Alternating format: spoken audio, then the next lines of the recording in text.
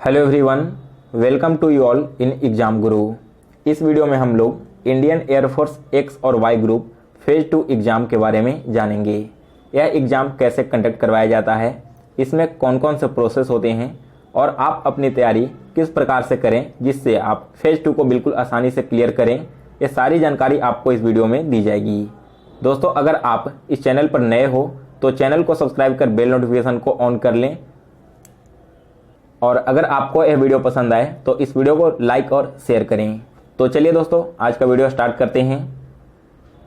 दोस्तों, air force X और Y group का रिजल्ट कुछ ही दिनों में पब्लिश होने वाला है और रिजल्ट आने के बाद आपको लगभग 20 से 25 दिनों का टाइम मिलता है अपने फेज 2 की तैयारी करने के लिए।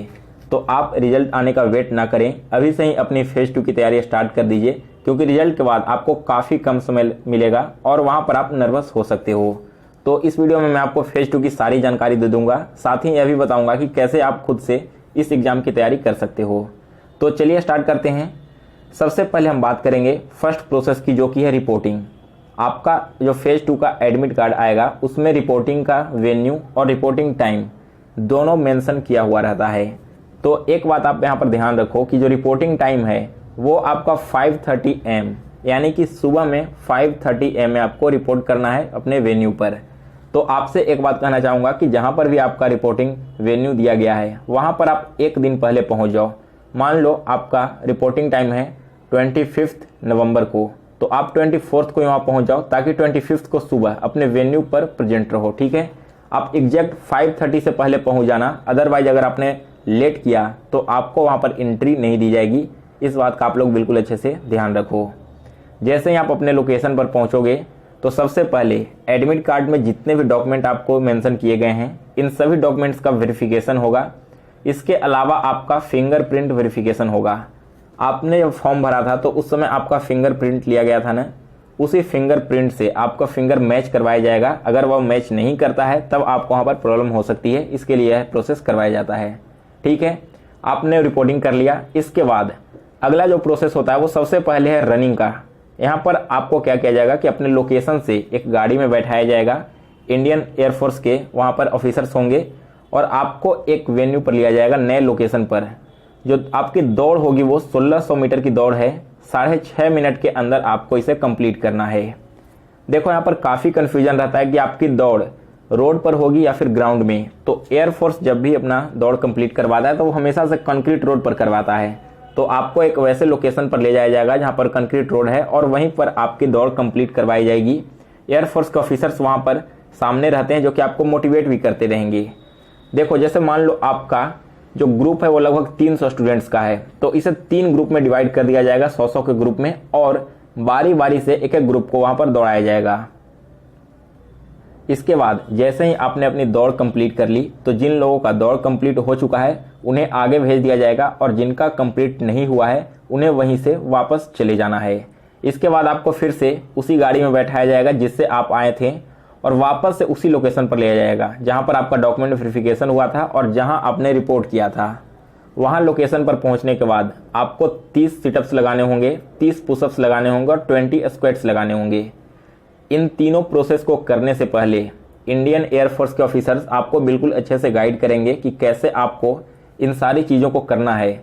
और अगर आप इन प्रोसेस को फॉलो करते वक्त कुछ गलती करते हो तब भी आपको वहाँ पर समझाया जाएगा, और बाई चांस अगर आपने सही से नहीं किया तो आपको दूसरा चांस भी दिया जाएगा। तो आप बिल्कुल भी घबराना मत, बिल्कुल फ्रेश माइंड से और कॉन्फिडेंस के साथ इन सारे प्रोसेस को कंप्लीट करना। एक बार आपके ये तीनों प्रोसेस कंप्लीट हो जाते हैं तब आपका रिजल्ट डिक्लेयर कर दिया जाता है। जिन कैंडिडेट्स का सिलेक्शन यहाँ पर हुआ उन्हें वहाँ पर रुकना होता है, बाकी कैंडिडेट्स वापस जा सकते हैं। इसके बाद आपको कुछ टाइम दिया जाता है, रिफ्रेशमेंट टाइम, जिसमें आप अपना खाना पीना खा लो, जो भी फ्रेश होना है हो जाना है आपको। और इसके बाद आपको सेकेंड प्रोसेस यानी कि एडेप्टिबिलिटी टेस्ट 1 के लिए तैयार हो जाना है। तो दोस्तों, इसके बाद एडेप्टिबिलिटी टेस्ट 1 में देखो एक नया टेस्ट शामिल किया गया है, दैट इज DFT। तो मुझे अभी कंफर्म नहीं है कि टेस्ट हो रहा है या फिर नहीं हो रहा है। अगर आप में से कोई कैंडिडेट्स ऐसे हैं जो पिछली बार एयरफोर्स के फेज 2 में शामिल हुए हैं तो वे कमेंट करके जरूर बताएं कि यह टेस्ट आपका कंडक्ट करवाया जा रहा है या फिर नहीं करवाया जा रहा है। मान लो अगर यह टेस्ट हो भी जाता है तो आपको घबराने की बिल्कुल भी जरूरत नहीं है, इस टेस्ट में क्या होता है कि आपको कुछ इंग्लिश के क्वेश्चंस दिखाए जाएंगे। टोटल 20 क्वेश्चंस इंग्लिश के एक एलईडी स्क्रीन होगा, उस पर शो किया जाएगा और ओएमआर सीट आपको दिया जाता है। उस ओएमआर सीट पर आपको ये सारे क्वेश्चंस सॉल्व करने हैं। ये जो क्वेश्चंस पूछे जाएंगे इंग्लिश के बिल्कुल ईजी होते हैं। आपने फेज 1 क्लियर कर लिया है, आप आसानी से इन सारे क्वेश्चंस को भी सॉल्व कर लोगे। इसके लिए आपको अलग से कुछ भी तैयार करने की जरूरत नहीं है। अगर आपका बेसिक क्लियर है इंग्लिश में तो आप आसानी से इन 20 क्वेश्चंस को सॉल्व कर लोगे। इसके बाद सेकंड जो टेस्ट होगा वो है situation reaction test, that is SRT. अब बिल्कुल ध्यान से समझो, एसआरटी में होता क्या है, आपको टोटल 40 क्वेश्चंस दिए हुए रहते हैं और इन क्वेश्चंस को सॉल्व करने के लिए 30 मिनट्स का टाइम दिया जाता है। अब यहाँ पर 40 क्वेश्चंस होंगे क्या, ये क्वेश्चंस रीजनिंग और कुछ सिचुएशंस दिए हुए रहते हैं। जैसे देखो रीजनिंग में क्या दे दिया जाएगा, 5-25, दैट मीन्स 6 किसके प्रोपोर्शनल होगा। तो इस तरह के बिल्कुल आसान क्वेश्चंस आपसे पूछे जाते हैं। आप टोटल क्वेश्चंस बहुत ही आसान तरीके से और कम समय में सॉल्व कर दोगे। इसके लिए भी आपको टेंशन लेने की जरूरत नहीं है। अभी मैं आपको आगे बताऊंगा कि आप एसआरटी की तैयारी किस प्रकार से करें।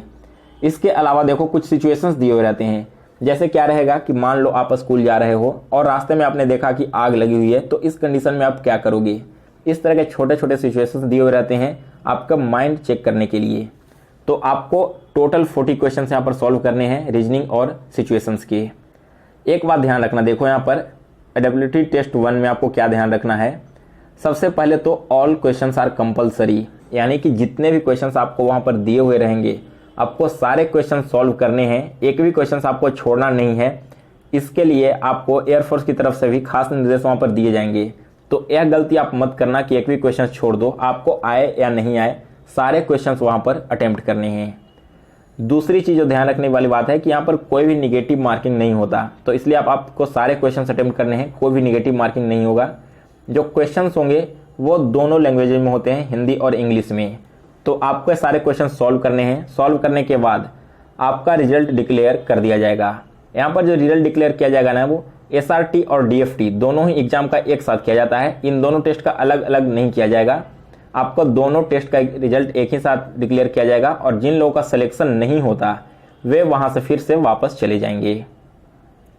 इसके बाद आपको थोड़ा सा टाइम दिया जाएगा और फिर जो नेक्स्ट प्रोसेस है वो है एडेबिलिटी टेस्ट 2। इस टेस्ट में क्या होता है कि आपने जितने भी कैंडिडेट्स वहां पर सिलेक्ट हुए हैं एडेबिलिटी टेस्ट 1 में, उन सभी कैंडिडेट्स को छोटे छोटे ग्रुप में डिवाइड कर दिया जाता है। लगभग 15 से 20 कैंडिडेट्स का एक ग्रुप बनाया जाता है और फिर यहाँ पर एक सेमी सर्कल टाइप का एक टेबल बना होगा जिसमें सारे कैंडिडेट्स को, जो एक ग्रुप के कैंडिडेट्स हैं, मान लो एक ग्रुप में 15 कैंडिडेट्स हैं, तो उन्हें इस प्रकार से बैठा दिया जाएगा और आपके सामने में एयरफोर्स के ऑफिसर्स वहां पर बैठे होंगे। किसी ग्रुप में 2 ऑफिसर्स रहते हैं और किसी में 3 रहते हैं, यह डिपेंड करता है कि ग्रुप कितना बड़ा है। और इसके बाद आप सभी कैंडिडेट्स को एक वाइट पेपर दिया जाता है जिसमें एक टॉपिक मेंशन किया हुआ रहेगा। मान लो यह एक वाइट पेपर है, ऊपर में एक टॉपिक लिखा हुआ है और टॉपिक के नीचे उस टॉपिक से रिलेटेड 5 से 8 लाइन का एक पैराग्राफ रहता है। ठीक है, जो भी टॉपिक आपको वहां पर दिया जाएगा उससे रिलेटेड 5 से 8 लाइन का एक पैराग्राफ रहेगा और 2 मिनट का टाइम मिलेगा आपको उस पूरे पैराग्राफ को पढ़ने के लिए। तो 2 मिनट में आप उस पैराग्राफ को पढ़िए, बिल्कुल अच्छे से समझ के माइंड में उसे फिट कर लीजिए।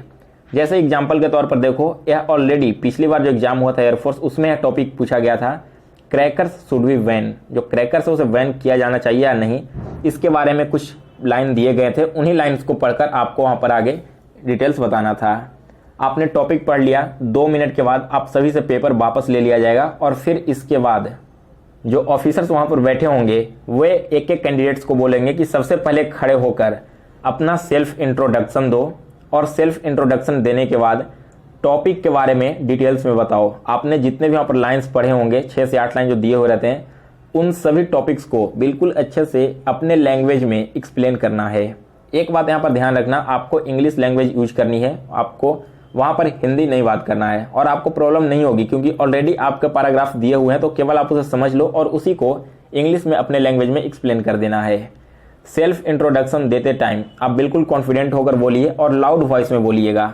कई बार क्या होता है कि कुछ कैंडिडेट्स ऐसे होते हैं जो बहुत ही धीमा बोलते हैं, जिसके कारण से उन्हें बाहर कर दिया जाता है। ऑफिसर्स को उनके लैंग्वेज समझ नहीं आते और वे सुन भी नहीं पाते कि वो बोल क्या रहे हैं। तो ऐसी गलती आप मत करना, बिल्कुल लाउड और कॉन्फिडेंट होकर वहां पर आपको बोलना है। जैसे ही एक ग्रुप के मान लो 15 कैंडिडेट्स हैं तो 15 कैंडिडेट्स ने अपना सेल्फ इंट्रोडक्शन और टॉपिक डिटेल्स दे दिया, तो फिर उसके बाद आपको क्या किया जाएगा कि उसी राउंड टेबल पर ग्रुप डिस्कशन करवाया जाएगा।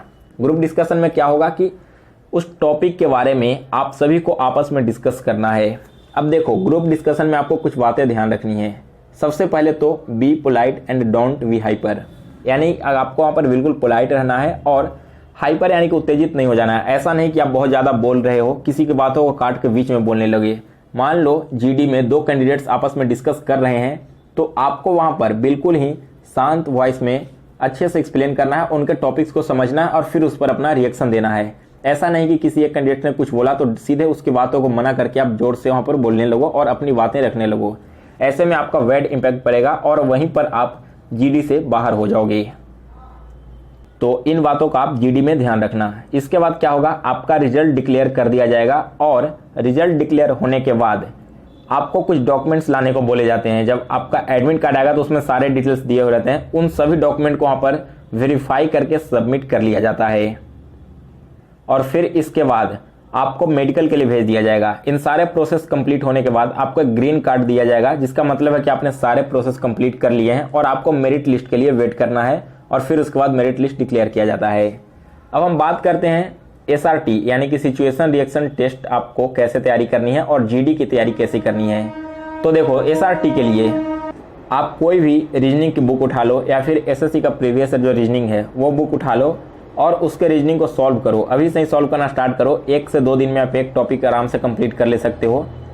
और इसके अलावा जो सिचुएशन रिएक्शन टेस्ट होते हैं, तो सिचुएशन के लिए मैं एक ई बुक तैयार कर देता हूं 2 से 4 दिनों के अंदर ही। उसमें बहुत सारे सिचुएशन दिए हुए रहेंगे और आपसे जो प्रोसेस होगा एग्जाम, वहां पर भी बहुत हार्ड सिचुएशन नहीं पूछे जाते हैं। आप चाहो तो वहां पर भी डायरेक्ट उसे सॉल्व कर सकते हो, बस आप पहले से प्रैक्टिस किए हुए रहना, तब आपको वहां पर सॉल्व करने में आसानी होगी।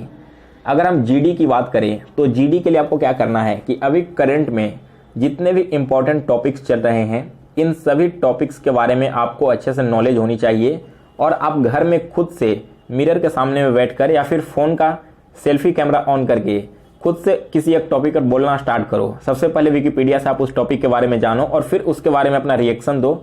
एक तरह से सेल्फ इंट्रोडक्शन और डिटेल्स के साथ आप बोल सकते हो। वैसे जीडी के लिए मैं कोशिश करूंगा कि एक ई बुक बना दूं जिसमें सारे इंपॉर्टेंट टॉपिक्स जो इस बार एग्जाम में पूछे आ सकते हैं वो उसमें मेंशन किया हो रहा है और उसके बारे में पूरी डिटेल्स दी हुई रहे। सो गाइस, फेज 2 में आपका यही सारा प्रोसेस कंप्लीट होने वाला है। आशा करता हूं कि आपको सारे प्रोसेस अच्छे से समझ में आ गए होंगे। अगर इसके अलावा और भी कोई क्वेरीज या फिर कोई क्वेश्चंस आपके मन में है तो आप कमेंट बॉक्स में हमें जरूर बताइएगा। और दोस्तों, अगर आपने अभी तक हमें इंस्टाग्राम पर फॉलो नहीं किया तो मेरा इंस्टा आईडी है @log2shivam। आप इस यूजर आईडी से हमें फॉलो भी कर सकते हैं। इसके अलावा मैं एसआरटी के लिए ऑनलाइन क्लासेस भी स्टार्ट कर दूंगा। अभी 2-4 दिन थोड़ा बिजी चल रहा हूं। इसके बाद से आपके फेज 2 के क्लासेस स्टार्ट होंगे जिसमें मैं जीडी के बारे में भी बात करूंगा और एसआरटी टेस्ट के भी आपकी तैयारी करवाई जाएगी। फिलहाल इस वीडियो में इतना ही। तो अगर आपको ये वीडियो पसंद आया हो तो इसे लाइक और शेयर करें।